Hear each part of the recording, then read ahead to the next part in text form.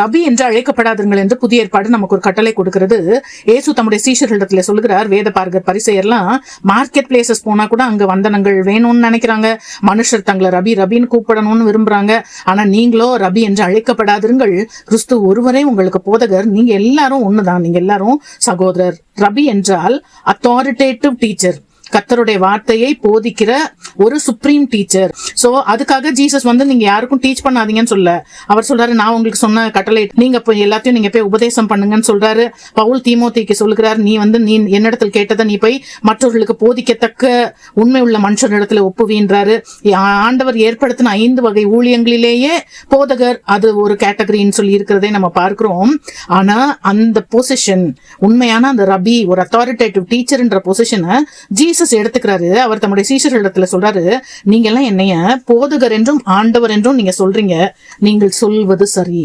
So போதகரும் ஆண்டவருமாகிய அவர் ஒருவரே ரபி என்று அழைக்கப்பட தக்கவர் என்று சொல்லி நம்ம பார்க்கிறோம். இன்னொரு இடத்துல ஜீசஸ் சொல்றாரு, வாங்க என்னிடத்தில் கற்றுக்கொள்ளுங்கள் அப்படின்னு சொல்லி அவர் சொல்லுகிறார்.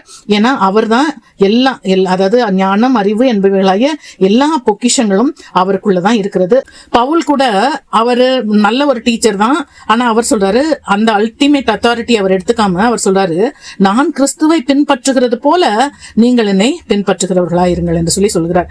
சரி, ஜீசஸ் நம்ம ஏன் அப்படி, அவர் தான் ஒரு அல்டிமேட் டீச்சர்னு நம்ம எப்படி சொல்ல முடியும் அப்படின்னா, அவருக்கு அந்த யூனிக் அத்தாரிட்டி இருக்கு. எப்படி அப்படின்னா, அவரே தான் வார்த்தையானவர், அவருடைய பெயரே வார்த்தை என்பது, அந்த வார்த்தை ஆதியிலே இருந்தது, அந்த வார்த்தை தேவனிடத்தில் இருந்தது, அந்த வார்த்தை தேவனா இருந்தது, அந்த வார்த்தை மாம்சமாகி நமக்குள்ள வாசம் பண்ணினார்.